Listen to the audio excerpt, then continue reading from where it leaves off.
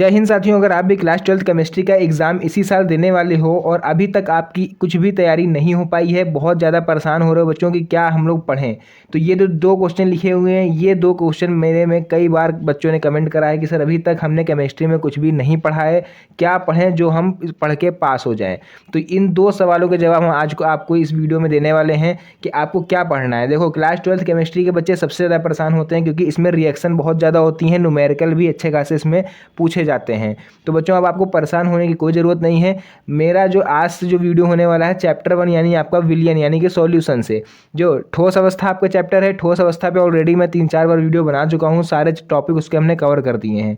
रही बात विलियन चैप्टर की, तो अगर आप लोग केमिस्ट्री फर्स्ट को देखो तो भाई ये चैप्टर बहुत ज़्यादा इंपॉर्टेंट है क्योंकि इसमें न्यूमेरिकल अच्छे खासे हैं और इसमें जो आपकी डेरिवेशन है, आपके जो नियम हैं, वो बहुत ज़्यादा इंपॉर्टेंट होते हैं। तो आज से आपका चैप्टर 1 यानी विलियन से हम वन शॉट वीडियो डालेंगे डेली केमिस्ट्री पर, यानी चैप्टर 1 से लेकर के लास्ट वाला चैप्टर आप तक आपका जो रहेगा, चाहे ऑर्गेनिक केमिस्ट्री का हो चाहे इनऑर्गेनिक केमिस्ट्री का हो, आपको वन शॉट वीडियो देखने को मिलने वाली है। यानी कि वन शॉट मतलब यानी कि एक ही वीडियो में आपका ये जो चैप्टर है ये पूरा फिनिश हो जाएगा। अगर आपने वन शॉट वीडियो पूरी देख ली तो ये मान के चलिए कि आपको विलियन चैप्टर से कुछ भी नहीं पढ़ना है अदर किसी बुक से। ठीक है, तो चलिए जल्दी से अपनी वीडियो को स्टार्ट करते हैं और एक एक करके सारे टॉपिक आपको विस्तार से समझाते हैं। आप लोग भी नोट्स बनाते चलिएगा क्योंकि भाई एग्जाम के टाइम ये नोट्स बहुत ज़्यादा काम आते हैं। तो देखिए, जैसा कि यहाँ पर मेरा पहला क्वेश्चन है, मोलरता से आप क्या समझते हैं। हमें पता है कि आप लोग इसको पढ़ के कई बार पक चुके होंगे, मोलरता और मोलर प्रभाव ये आप लोग कई बार पढ़ चुके होंगे, लेकिन एक बार अगर फिर से पढ़ लोगे भाई तो आपका जो रिवीजन है वो भी अच्छा हो जाएगा और आपकी तैयारी भी एकदम कंफर्म हो जाएगी, 100% तैयारी हो जाएगी। तो देखो, मोलरता से आप क्या समझते हैं, तो इसके लिए सबसे पहले हम आप लोग को एक डायग्राम बताएंगे। इसी डायग्राम में आपको ये मोलरता फिनिश हो जाएगी। देखो, ये एक बीकर रखा हुआ है, या फिर इसको जार बोलो या फिर पॉट बोलो या कुछ भी इसको बोल लो। ध्यान से देखना जो हम बताना चाह रहे हैं। विलियन चैप्टर का नाम है। विलियन क्या होता है, जैसे कि इसके अंदर हमने मान लिया पानी भरा हुआ है। ध्यान से देखना बच्चों, इसके अंदर क्या भरा हुआ है, पानी भरा हुआ है। तो पानी मेरा होता है विलायक, यानी जो ज़्यादा मात्रा में होता है वो होता है विलायक। और इसमें हमने क्या करा, इसमें हमने अलग से यहाँ पर चीनी डाल दी। मान लो ये हमने इसमें चीनी डाल दी, तो भाई जो बाहर से डाल रहे हैं वो हो जाता है विलेय।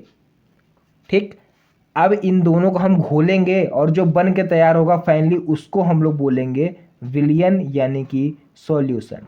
तो अगर हम इसको अपनी हिंदी भाषा में लिखें, शुद्ध भाषा में, तो यहाँ भाई लिखोगे शक्कर प्लस पानी इज इक्वल टू विलियन यानी कि शरबत, है ना। यहाँ पर लिख लो शरबत।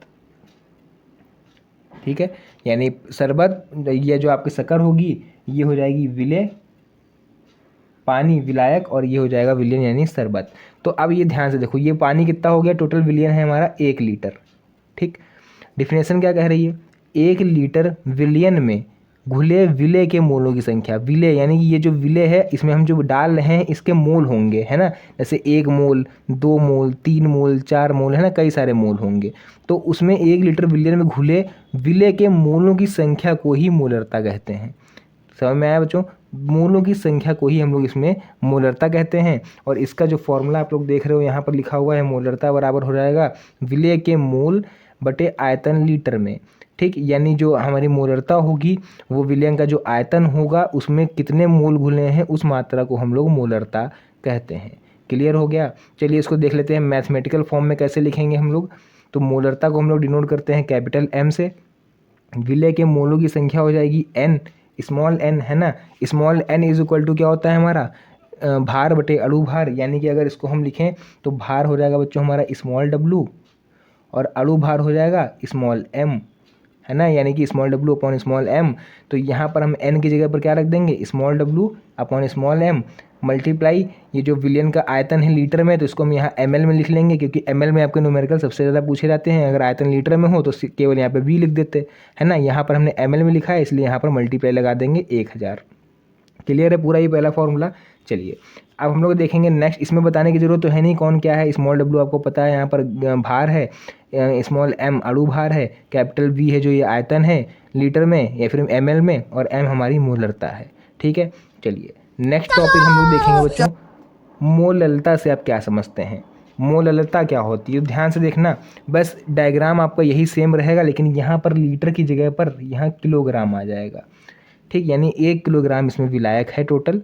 ठीक, इसमें विलय के कितने मोल हम डाल रहे हैं, डेफिनेशन देख लो। 1 किलोग्राम विलायक में घुले विलय के मोलों की संख्या को हम लोग मोललता कहते हैं। इसका फॉर्मूला क्या हो जाएगा, मोललता इज इक्वल टू विलय के मोल बटे विलायक का भार किलोग्राम में। ऊपर देखो आयतन लीटर में दिख रहा है, यहाँ पर भार लेंगे हम लोग वो भी किलोग्राम में। मैथमेटिकल फॉर्म में इसको हम लोग लिखते हैं बच्चों, कैपिटल M विलय के मोल हो जाएंगे small w upon small m। Same वही फॉर्मूला रहेगा, बिल्कुल 2 कॉपी ऊपर वाले की तरह। बस यहाँ पर वहाँ जैसे आयतन था ml में, तो यहाँ भार हम लिख लेंगे ग्राम में। मल्टीप्लाई 1000 इसलिए लगा रहे हैं क्योंकि हम इसको ग्राम में कन्वर्ट कर रहे हैं। अगर किलोग्राम में लिखते तो हम ये 1000 ना लगाते। अब वो न्यूमेरिकल पे डिपेंड करेगा कि आपका न्यूमेरिकल कैसा आया है, उसमें 1000 लगाना है या फिर नहीं लगाना है।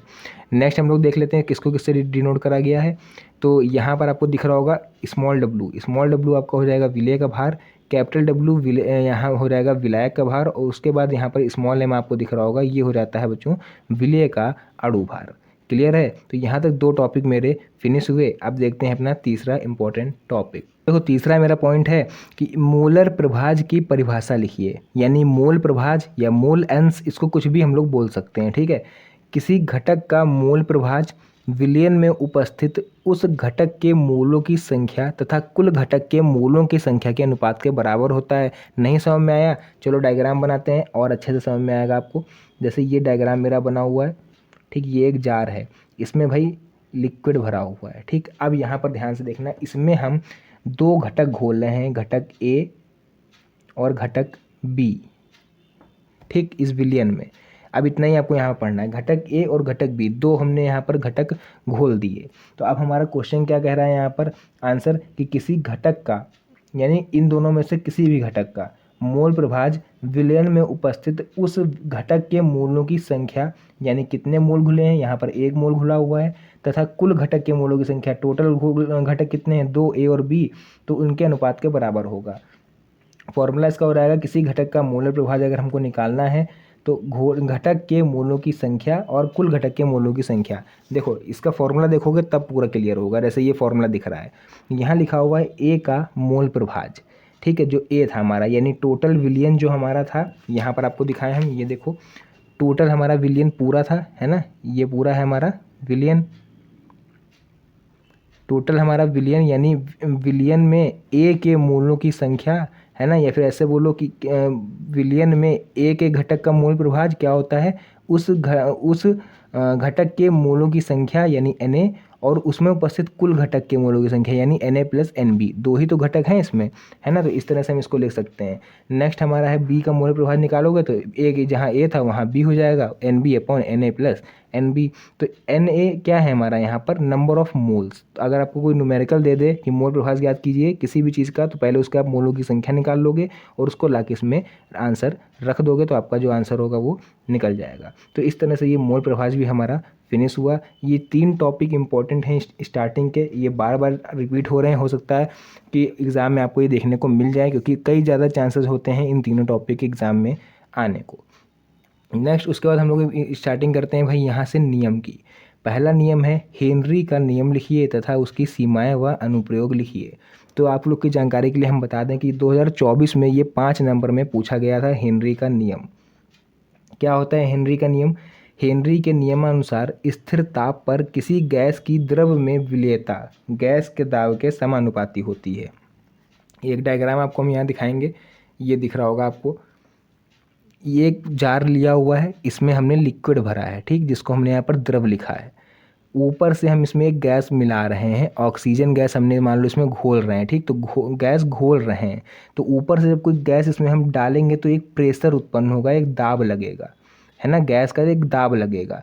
तो वही हमारा नियम कह रहा है कि स्थिर ताप पर टेम्परेचर जब हमारा कांस्टेंट रहे, यानी चेंज ना हो, एक जैसा रखना, ना ज़्यादा कम ना ज़्यादा हाई, ठीक। तो स्थिर ताप पर यानी टेम्परेचर जो कांस्टेंट रहे, किसी गैस की द्रव में विलेयता यानी गैस कितना घुलेगी गैस में, गैस के दाब के समानुपाती होती है, यानी कि जितनी जितना ज़्यादा दाब आप ऊपर से लगाओगे ये गैस उतनी ज़्यादा पानी में घुलेगी।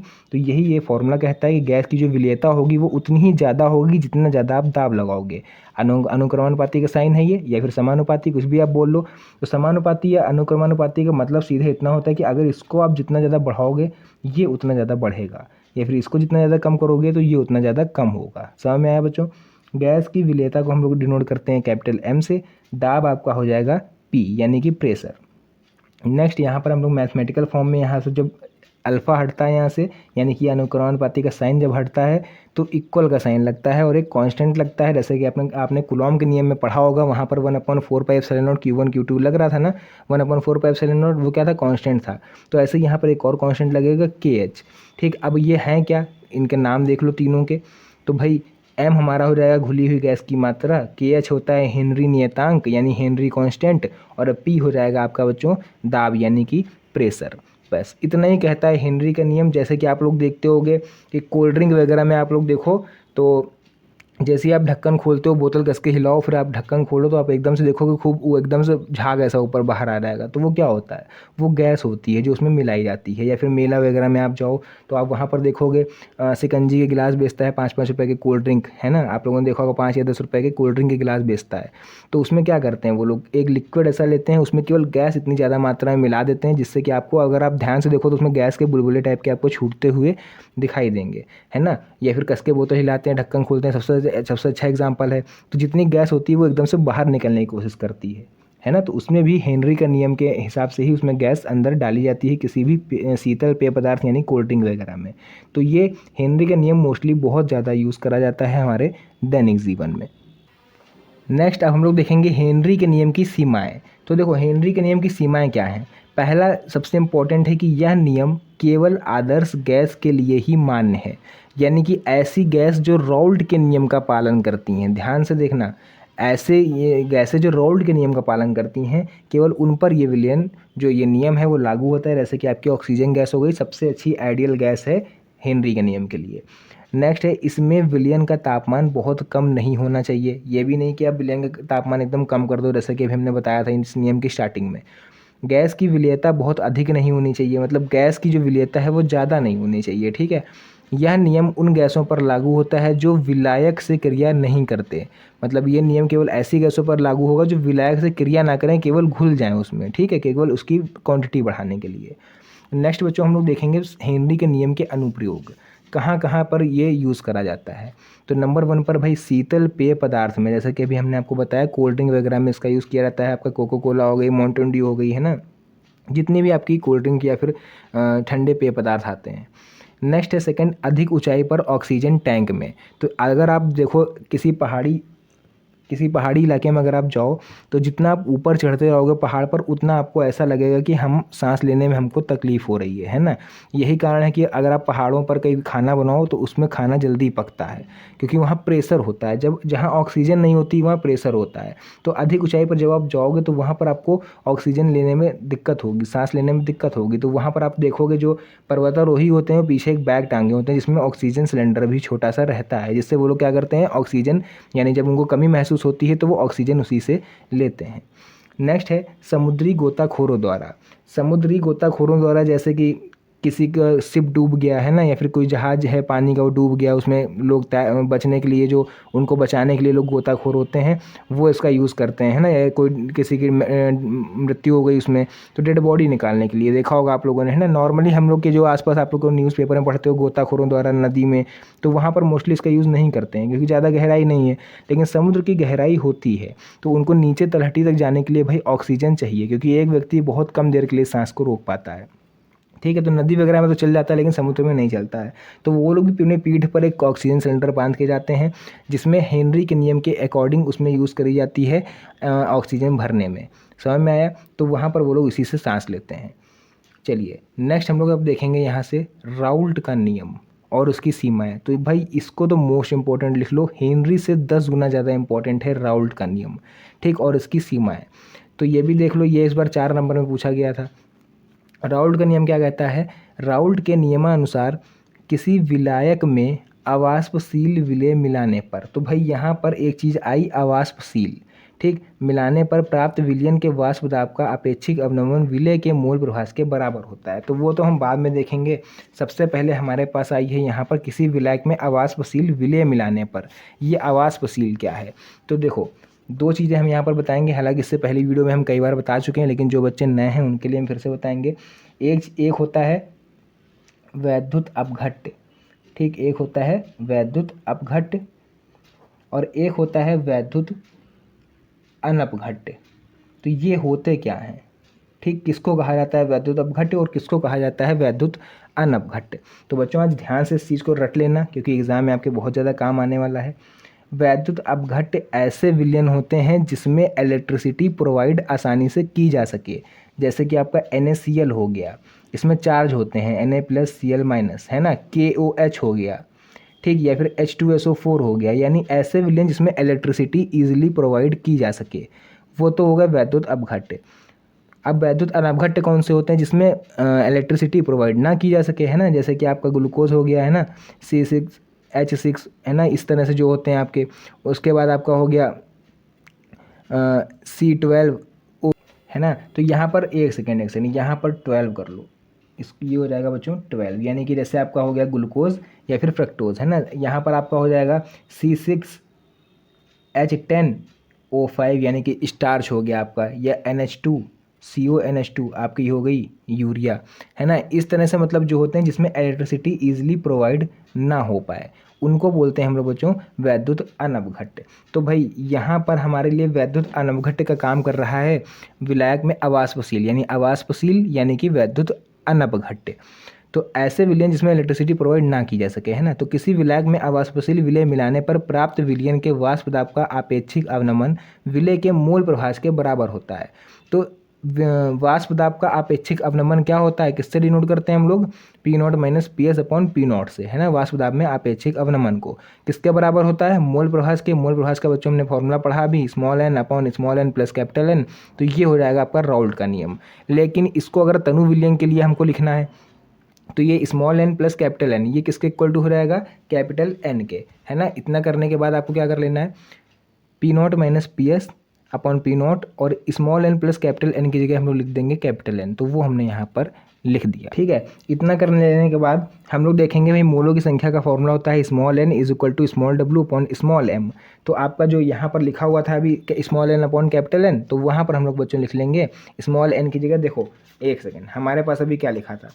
हमारे पास फॉर्मूला लिखा हुआ था P0 - PS/P0 = n/N। Small n is equal to formula हमारा क्या होता है? w/m। तो N इज इक्वल टू क्या हो जाएगा? W/M, है ना। है तो दोनों एक ही चीज़।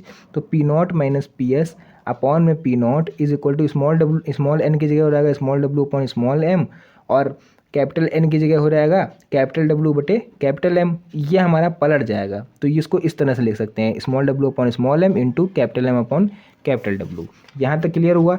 नेक्स्ट अब हम लोग देखेंगे किसको किससे रिप्रेजेंट करा गया है? P0 को हम लोगों ने रिप्रेजेंट करा है शुद्ध विलायक का वाष्प दाब। PS होता है बच्चों विलयन का वाष्प दाब। W पता ही है विलय का भार, और m हमको पता है विलयन का अणु भार। तो इसी तरह से M और W भी हो जाएंगे विलायक का भार और विलायक का अणु भार। तो यहाँ तक हमारा राउल्ट का नियम जो था वो बच्चों फिनिश हो गया, लेकिन इसकी सीमाएँ बाकी हैं। तो इनकी सीमाएँ देख लो, ये बहुत ज़्यादा इंपॉर्टेंट है। तो राउल्ट के नियम की सीमाएँ क्या होती हैं? यह तनु विलयन पर लागू होता है, नंबर 1 पॉइंट। उसके बाद यह अवाष्पशील पदार्थ के विलयन पर लागू होगा, मतलब केवल वैद्युत अनपघट्य विलयन पर ही यह लागू होगा। थर्ड है यह वैद्युत अपघट्य के विलयन पर लागू नहीं होता है, ठीक है। दूसरा और तीसरा पॉइंट लगभग सेम है। भाई जब वैद्युत अनपघट्य विलयन पर ही लागू होगा तो वैद्युत अपघट्य पर तो वैसे भी नहीं लागू होगा। तो इस तरह से ये आपका राउल्ट का नियम भाई फिनिश हुआ। उसके बाद बच्चों नेक्स्ट पॉइंट मेरा आता है क्वथनांक में उन्नयन से आप क्या समझते हैं? क्वथनांक में उन्नयन क्या होता है? उन्नयन मतलब होता है वृद्धि, ठीक। क्वथनांक एक सिंपल वर्ड है केमिस्ट्री का, यानी कि अभी हम आपको बताएंगे क्या है पूरा। देखो किसी विलायक में कोई अवाष्पशील विलय, जहाँ पर अवाष्पशील आ जाए समझ लेना वहाँ पर वैद्युत अनपघट्य विलयन की बात हो रही है। यानी कि जो वैद्युत अनपघट्य होते हैं जिसके विलयन में जो इलेक्ट्रिसिटी है वो प्रोवाइड ना हो पाए, ठीक। कोई अवाष्पशील विलय पदार्थ घोलने पर क्वथनांक में होने वाली वृद्धि को क्वथनांक में उन्नयन कहते हैं। क्लियर है यहाँ तक? इसको एक एग्जाम्पल के थ्रू हम लोग समझते हैं।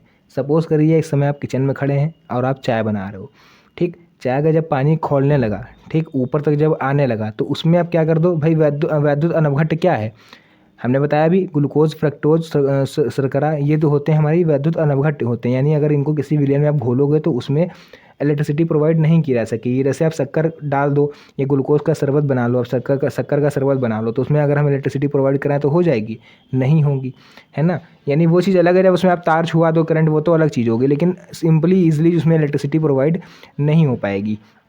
तो आप क्या करो, जैसे आपका चाय का पानी खौलने लगे, ऊपर तक आ रहा है, उसमें आप एकदम से शक्कर डाल देना, तो आप देखोगे थोड़ी देर के लिए फिर वो शांत हो जाएगा, उसके बाद वो चलना फिर से उबलना स्टार्ट हो जाएगा।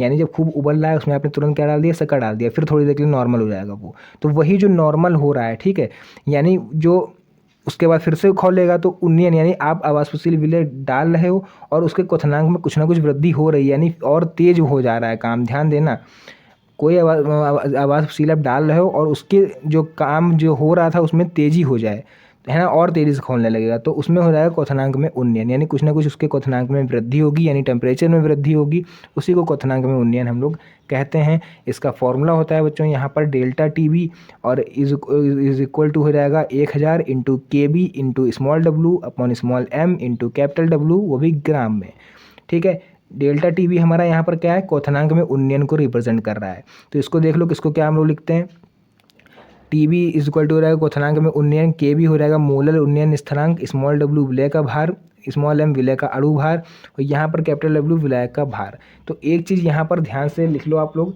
कि हम भाई इस फॉर्मूले का हम लोग मैक्सिमम जो यूज़ करते हैं वो कहाँ पर करते हैं, क्योंकि इस फॉर्मूले का जो ये पूरा फॉर्मूला है ये तो पूरा न्यूमेरिकल में यूज़ होता है, वो तो ठीक है, लेकिन हम लोग इसका यूज़ और कहाँ पर कर सकते हैं, तो इसका यूज़ सबसे ज़्यादा होता है किसी चीज़ का अणुभार निकालने में। तो आप लोग कहीं शॉर्ट नोट्स बना लेना एक, कि इस फॉर्मूले का सबसे ज़्यादा यूज़ हम लोग करते हैं किसी विलयन का अणुभार ज्ञात करने में, और वहीं पर क्वथनांक में उन्नयन का फॉर्मूला लगा के हम लोग कोई न्यूमेरिकल भी सॉल्व कर सकते हैं, ठीक है। चलिए देखते हैं अपना नेक्स्ट पॉइंट। नेक्स्ट है बच्चों हमारा हिमांक में अवनमन से आप क्या समझते हैं। हिमांक में अवनमन यानी किसी चीज़ में कमी। तो किसी विलायक में कोई आवासशील विलेय पदार्थ घोल देने पर हिमांक में होने वाली कमी को हिमांक में अवनमन कहते हैं। वही एग्जाम्पल यहाँ पर फिट बैठेगा जो हमने अभी चाय वाला आपको बताया। मान लो दूध आपका खौल रहा है ना, आप क्या करो उसमें एकदम से पानी और डाल दो तो भी फिर थोड़ी देर के लिए नॉर्मल हो जाएगा। तो वहाँ पर देखो एक कमी हुई, खौल रहा था आपने डाला, वो थोड़ी देर के लिए शांत हो गया, तो वहाँ पर क्या हुआ, एक कमी हुई जिसको हम लोग हिमांक में अवनमन बोल रहे हैं, ठीक है। एग्जैक्टली वो नहीं है, वरना आप लोग कहोगे कि अभी क्वथनांक में उन्नयन में आपने कुछ और बताया कि शक्कर डाली कम हो गया और यहाँ पर भी वही फॉर्मूला चिपका रहे हो। तो भाई एक चीज़ देखो यहाँ पर ना, आप लोग यहाँ पर हिमांक में अवनमन हो रहा है, ठीक, मतलब हम एक एग्जाम्पल के थ्रू आपको समझाने की कोशिश कर रहे हैं केवल कि कितने भी करके कैसे भी करके आपको समझ में आ जाए। हिमांक में अवनमन आप कह सकते हो कि दूध खौल रहा है, उसमें पानी डाल दो, थोड़ी देर के लिए शांत हो गया, फिर खौलना चालू होगा, तो एक कमी हो रही है, उसको बोलते हैं अवनमन यानी कमी। हम अवनमन और उन्नयन का एग्जाम्पल आपको बता रहे हैं, ध्यान रखना, क्वथनांक में उन्नयन और हिमांक में अवनमन का पूरा एग्जाम्पल नहीं समझा रहे हैं आपको, हम केवल ये बता रहे हैं कि अवनमन कमी क्या होती है और वृद्धि क्या होती है, ठीक है। इसका फॉर्मूला हो जाएगा delta T F is equal to 1000 into K F into small W small capital M, और यहाँ पर सॉरी स्मॉल एम और ये कैपिटल डब्लू ग्राम में। सेम फॉर्मूला वही रहेगा, बस यहाँ के पीछे के भी था और यहाँ टी भी था, तो यहाँ टी एफ और के एफ हो जाएगा। बाकी ये साइड में लिखा हुआ है कि इसको किससे रिप्रेजेंट करा गया है, वो आप लोग स्क्रीनशॉट वगैरह कर लीजिएगा। नेक्स्ट आता है सबसे ज़्यादा इम्पोर्टेंट इस चैप्टर का, परासरण दाब क्या है। परासरण दाब क्या होता है, तो देखो इसके लिए आपको हमारा एक डायग्राम समझना पड़ेगा, वो भी कायदे से। कैसे, क्या डायग्राम है देख लो। जैसे ये हमारा डायग्राम बना हुआ है, ये दिख रहा है डायग्राम, ये रखी हुई है रेड कलर की अर्ध पारगम्य झिल्ली। डिफिनेशन बाद में पढ़ना है, पहले ये देख लो। अर्ध पारगम्य झिल्ली रखी हुई है, दो विलयन है, इस तरफ एक विलयन भरा हुआ है जिसकी सांद्रता कम है, एक इस साइड में विलयन भरा हुआ है जिसकी सांद्रता अधिक है, ठीक, ध्यान देना। यहाँ कम सांद्रता वाला विलयन भरा है, यहाँ अधिक सांद्रता वाला विलयन भरा है। तो होगा क्या, इस अर्धपारगम्य झिल्ली की जो विशेषता है बच्चों वो ये है, हो सकता है कभी कभी पूछ लेता है ना कि अर्धपारगम्य झिल्ली क्या होती है, समझाइए। तो वहाँ पर आप लिखोगे कि अर्धपारगम्य झिल्ली वह झिल्ली होती है जिसमें विलायक के कण तो इधर ट्रांसफ़र हो सकते हैं लेकिन विलेय के अणु नहीं जा सकते। मतलब विलायक चाहे तो, जैसे इधर विलायक है इधर विलेय है, ठीक, तो विलायक तो इधर जा सकता है लेकिन विलेय के अणु इधर नहीं आ सकते। एक चीज़ आप लोग यहाँ पर और बढ़ा लो इस डायग्राम में, इधर हमारा है विलायक, ठीक, इधर है हमारा विलायक और इधर आप लोग बच्चों लिख लो विलेय। विलेय क्या होता है, जिसको घोला रहता है ऊपर से, जैसे शरबत बनाओ तो शक्कर डालोगे तो वो विलेय, और पानी ज़्यादा रहेगा तो वो विलायक। ठीक। तो विलायक के जो अणु हैं वो तो इधर जा सकते हैं, देखो एरो बना हुआ है, मतलब इस झिल्ली के आर पार भी जा सकते हैं, लेकिन विलय नहीं जा सकता, है ना। जैसे कि आपको एग्जांपल बताएं, शहद, है ना। शहद अगर आप पानी में घोल दो तो पानी तो क्रॉस हो जाएगा इस झिल्ली की सहायता से, लेकिन शहद नहीं क्रॉस हो पाएगा। ठीक। तो वो क्या, उसको रोक कौन रहा है, अर्धपारगम्य झिल्ली। जैसे प्याज आप लोग देखो छीलते होगे तो उसमें महीन सी पन्नी होती है, तो वो अर्धपारगम्य झिल्ली की तरह वो काम करती है। ठीक है। अब डिफिनेशन पढ़ो और अच्छे से समझ में आएगी। तो डिफिनेशन क्या है, किसी विलायक के कणों का निम्न सांद्रता से यानी कम सांद्रता से अधिक सांद्रता की ओर अर्धपारगम्य झिल्ली द्वारा स्वतः प्रवाह परासरण कहलाता है। मतलब अपने आप प्रवाह होना इधर कम सांद्रता वाले से अधिक सांद्रता वाले की तरफ, इसको परासरण कहते हैं। और परासरण दाब क्या होता है भाई, जब सारे अणु इस तरफ भाग रहे हैं तो इस झिल्ली पर एक प्रेशर नहीं हो जाएगा, एक प्रेशर हो जाएगा कि इनको जो इधर आ रहे हैं इनको हमें किसी न किसी तरह से रोकना है, क्योंकि इधर विलय भरा हुआ है, इधर जगह है नहीं, और ये और भरे आ रहे हैं, तो इनको ये क्या करेगी, बैरियर का काम करेगी, यानी रुको भैया अब आगे जगह नहीं जाना है, लेकिन फिर भी ये ज़बरदस्ती इधर चले आ रहे हैं। तो वहाँ पर इस पर क्या लग रहा है, दबाव लग रहा है, एक प्रेशर लग रहा है। तो उच्च सांद्रता वाले विलयन पर लगाया गया वह बाहरी दाब, यानी इस पर भी जो इस पर दबाव पड़ेगा तो इस पर भी दबाव पड़ेगा कि भाई हमारे पास जगह नहीं है, रोको। ये लोग इससे कहेंगे हमारे पास जगह नहीं है, अब इससे कहेंगे रोको जो आ रहे हैं, तो ये क्या करेगा, रोकेगा। ठीक, चौकीदार की तरह काम कर रहा है। उच्च सांद्रता वाले विलयन पर लगाया गया वह बाहरी दाब जो विलायक के अणुओं का प्रवाह अर्धपारगम्य झिल्ली से रोक दे, उसे परासरण दाब कहते हैं। क्लियर है, परासरण दाब समझ में आ गया। अब देखो गैस के समीकरण से, जो गैस का हमारा समीकरण होता है, जो गैस इक्वेशन होती है, वो क्या कहती है, वो होती है पाई वी इक्वल टू NRT। ये आप लोगों ने हाई स्कूल में पढ़ा होगा फॉर्मूला। ठीक, तो इस v को हम कहाँ भेज देंगे, n के नीचे भेज देंगे, तो भाई N/V/RT हो जाएगा। यहाँ तक तो क्लियर है। अब N/V को हम लोग लिखेंगे C के इक्वल टू, यानी N/V हमारी क्या होती है, कंसंट्रेशन यानी कि सांद्रता होती है, तो N/V के प्लेस पे हम लोग C ले सकते हैं। तो यहाँ लिख लोगे पाई इक्वल टू CRT। अब जो सबसे ज़्यादा पूछा जाता है न्यूमेरिकल में फॉर्मूला, वो है बच्चों ये वाला जो आपको दिख रहा होगा यहाँ पर। देखो कौन सा फॉर्मूला है, देखो n क्या होता है, स्मॉल n हम लोग स्टार्टिंग से पढ़ते आ रहे हैं इस वीडियो में। मोलों की संख्या क्या होती है, ग्राम में भार बटे अणु भार। ठीक है, तो यहाँ पर क्या है, स्मॉल n है, स्मॉल n के प्लेस पर हम लोग रख देंगे small w upon small m। तो जब रखेंगे small w upon small m तो इस v की तो मल्टीप्लाई हो रहेगी नीचे, और RT जो है हमारा वो सेम रहेगा। बस इतना फॉर्मूला है, और ये है मोस्ट इंपॉर्टेंट फॉर्मूला, ये है परासरण दाब का मेन फॉर्मूला, जिस पर बेस्ड न्यूमेरिकल भाई कायदे से पूछे जाते हैं। आप हर सेट में उठा के देखोगे तो इसमें एक ना एक सवाल आपको इस पर मिलेगा, ये नहीं मिलेगा तो परासरण दाब का आपको ये डिफिनेशन मिलेगी, और यहाँ तक आपको एक क्वेश्चन लिखनी पड़ेगी अगर परासरण दाब पूछा गया 3 नंबर में। ठीक है, क्योंकि ये 3 नंबर में पूछा जाता है। डायग्राम बना दोगे तो भाई एग्जामिनर केवल डायग्राम देख के नंबर दे देगा, इसको आप लोग कन्फर्म दिमाग में बैठा लो। चलिए देखते हैं अपना नेक्स्ट टॉपिक कौन सा है। नेक्स्ट टॉपिक है बच्चों, वांट हाफ गुणांक किसे कहते हैं, यानी वांट हाफ फैक्टर। आप लोगों ने जरूर इसका कहीं ना कहीं नाम सुना होगा, क्योंकि है ही इतना पॉपुलर भाई, ये पूछा भी जाता है 3 नंबर में। वांट हाफ गुणांक किसे कहते हैं, तो किसी अणुसंख्य गुणधर्म, अणुसंख्य गुणधर्म क्या है बताएंगे भी आपको आगे में, बिल्कुल बताएंगे, एक एक चीज़ समझाएंगे, बिना समझाए आप लोग जाने वाले नहीं हो। किसी अणुसंख्य गुणधर्म के प्रायोगिक मान तथा सामान्य मान, ये क्या है, प्रायोगिक मान यानी प्रैक्टिकल वैल्यू, तथा समान वैल्यू यानी कि जो जनरल सामान्यता सब में होती है, के अनुपात को ही वांट हाफ गुणांक कहते हैं। फॉर्मूला देख लो, वांट हाफ गुणांक इज इक्वल टू रहेगा अणुसंख्य गुण का प्रायोगिक मान यानी प्रैक्टिकल वैल्यू, और अणुसंख्य गुण का सामान्य मान यानी जनरल वैल्यू। तो ये है क्या, अणुसंख्य भाई कई बार नाम आ गया इसका, देखो अणुसंख्य गुणधर्म, अणुसंख्य गुणधर्म, अणुसंख्य गुणधर्म। तो अब तो हमारा बताना बनता है कि है क्या अणुसंख्य गुणधर्म। तो देखो अणुसंख्य गुणधर्म जो होता है, एक तो होता है वाष्प दाब में आपेक्षिक अवनमन होता है, ये भी है अणुसंख्य गुणधर्म। क्वथनांक में उन्नयन, ये भी है अणुसंख्य गुणधर्म। हिमांक में अवनमन, ये भी है अणुसंख्य गुणधर्म।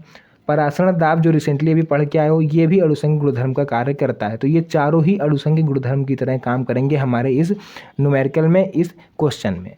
तो जितना हमने आपको आज 9 इंपॉर्टेंट क्वेश्चन बताए, अभी इसके न्यूमेरिकल बचे हुए हैं बच्चों, तो वो आपको हम नेक्स्ट वीडियो में पूरी कवर कराने की कोशिश करेंगे, जितने न्यूमेरिकल हैं, ताकि आपको जो है विलियन चैप्टर है वो बहुत अच्छे से तैयार हो जाए। ये मान के चलो इस चैप्टर से ही आपको कम से कम 10 से 15 नंबर का, इसमें 15 नंबर कम से कम आपको इस चैप्टर से मिलने वाले हैं। तो इसको हवा में मत लेना, हल्के में मत लेना, क्योंकि ऐसे चैप्टर जो है भाई आपके कोर्स में है तो इसको ज़रूर पढ़ना, है ना। ज़्यादा कठिन भी नहीं, आपने देखा टोटल 9 पॉइंट हुए।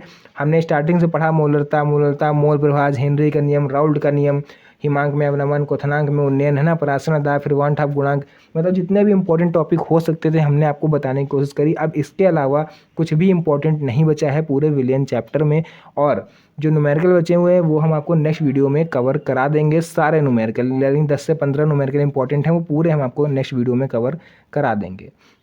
तो आज की इस प्यारी सी वीडियो को हम लोग यहीं तक रखते हैं। मेरी मेहनत के लिए एक लाइक और भाई चैनल को सब्सक्राइब यार जरूर कर दो, क्योंकि आप लोग के लिए इतनी मेहनत से वीडियो बनाते हैं और बनाते रहेंगे आपके एग्जाम तक, ये वादा है आप लोग से मेरा। और आप लोग को ऐसे ही अगर फ्री में नोट्स चाहिए तो आप लोग मेरा टेलीग्राम चैनल ज्वाइन कर सकते हो, वहाँ पर हमने इसके PDF वगैरह भी सब डाल दिए हैं।